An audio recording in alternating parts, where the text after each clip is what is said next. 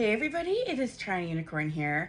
So I was just like going down memory lane and I heard the song Gasolina come on, and I don't know if you've ever heard the song, but like it's a dancey song, and I remember a story that I thought of all stories I want to share this one because this was the beginning for me of something special in my life. So basically my whole life I wanted to be free as a bird. I wanted to be able to drink or smoke if I wanted to, whatever. I don't like authority, all that jazz. But for the most part, I just wanted to grow up enough to be able to be free, but then never grow up again, kind of thing.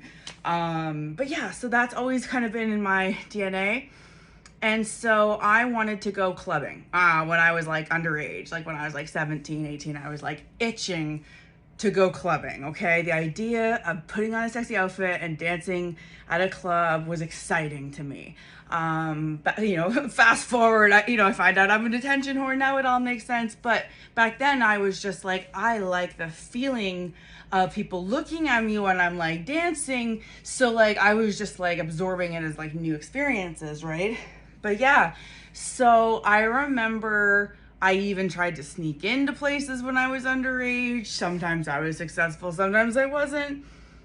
I mean, I even scratched with a knife, literally, the one of the numbers on my driver's license, because I thought it would add, like, it would give me like 6 months of time, whatever it was, it would work out. And I got busted for that, so that didn't work out. But I tried, man, I tried. And anyways, so I've got to say that when I turned 19, which is the legal age in Canada, it was the day I was allowed to drink, smoke cigarettes, and go to bars all at the same time, okay? I had been drinking for a long time already. I grew up in a small town. I was drinking beers with my friends around bonfires and shit. Like, I was not new to the world. I was just new to not needing to ask a nice guy to like pick up beer for me. You know what I'm saying? Like, I was gonna be like, okay, well, I want some independence on this. I went there on my 19th birthday. I was with my friend V, who I've featured on this channel before. I was a childhood friend. She was there. I was there with a few other childhood friends. I remember some of them bought me just terrible shots, like literally shots to like hurt my stomach and esophagus. And I remember being like upset about that. Like, I was like, that's a really fucking weird birthday gift. But anyways, yeah, so I walk in, okay, I'm in line, I'm in my heels, whatever. It's like, no one's gonna say no to me at the door. I walk in. Keep in mind that I even got banned from my Durham College pub because I got in and was drinking underage. Like, I got banned from the pub. So like, I have been, waiting to be legal, right? So I walk in and I see the lights and I see the people and I see the world. And obviously I go forward and I get a drink and I do my thing, and I still remember seeing, and what it felt like, first of all, but seeing people dance in cages above the crowd. I guess they were maybe paid performers, but they could just be somebody in the crowd who was kind of committed. But I remember looking at that as my first day turning 19, thinking, I want that for me. That's what I want. I want to be in that fucking cage. And I always aspired to do it. And then it's funny because when I got to do the tour of Club M4, I was able to actually dance in a cage. And it was like the first time, no one was around. I was filming inside an empty club, but maybe one day I'll go when the club's full and like, I'll get to dance in that cage one day. That would be a lifelong fantasy come true. That would be my 19th birthday fantasy come true so many years later.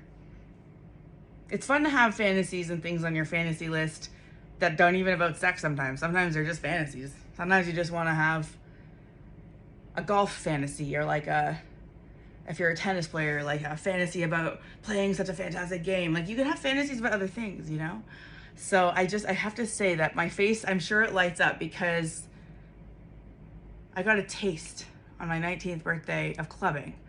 And I spent the better part of the next 15 years, with definitely some breaks, loving it. Clubbing, dancing with people, making out with guys on the dance floor. I think I got fingered on the dance floor one time. I licked off whipped cream off of a waiter. He wasn't offering it to everybody, but me and my friend were there feeling a little naughty. And you know me, I'm a bad influence friend sometimes. So, and she was too, which was kind of cool. So we kind of like, we're bad for each other in a way. Like we would just like up the ante for each other. We just have crazy shit together. And her name was Sarah too. I actually had a lot of friends in my life who also shared the name Sarah, which is interesting. She was with me that night. She's the reason I can't drink tequila anymore. Because one of those nights, we did so much tequila shots. That was the night, I think, of the licking the whipped cream off the waiter guy. We were drinking tequila, and I basically tipped this guy and asked if we could lick whipped cream. And like, turns out he like shaved his chest, and it was like stubbly. So like, you know, it wasn't. That was my first indication, by the way, that fantasy doesn't always equal reality. Sometimes the idea of like licking some guy's chest doesn't mean you're like scrape. You know, like it's just funny how it can be different, right? So anyways, I just remember going in and having the best time, you know, dancing and flirting and being a bit of a show off in terms of a tease. I like to dancing, I could be like, give like more of a flirty eye to a guy versus my voice. I can't usually like yell across a room, right? So anyways, I just like communicating with my body sometimes, especially because I'm a flirt. And so if I feel like, it's all fair game, then, then I'll flirt it up a bit. So that was a story I had to share. It was so authentic today because I hit Gasolina on a random playlist. And I was like, yeah, I have to do it. I have to like tap that maple syrup tree right now because that's when it's fresh. Otherwise, I'm such a Canadian girl. But I just wanted to tell you when the feeling was right, because when you find something that aligns with your inner joy, something that widens your eyes, not, squints them, it's always, in my opinion, the right direction.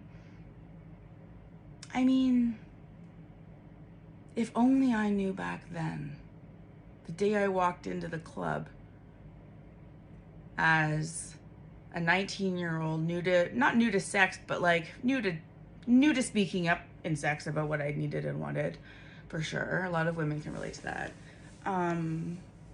If I knew back then about sexual liberation and being good at communicating in sex and like being responsible for your own orgasms and things like that. And so that's my little story time update, and obviously a few derailments of different topics.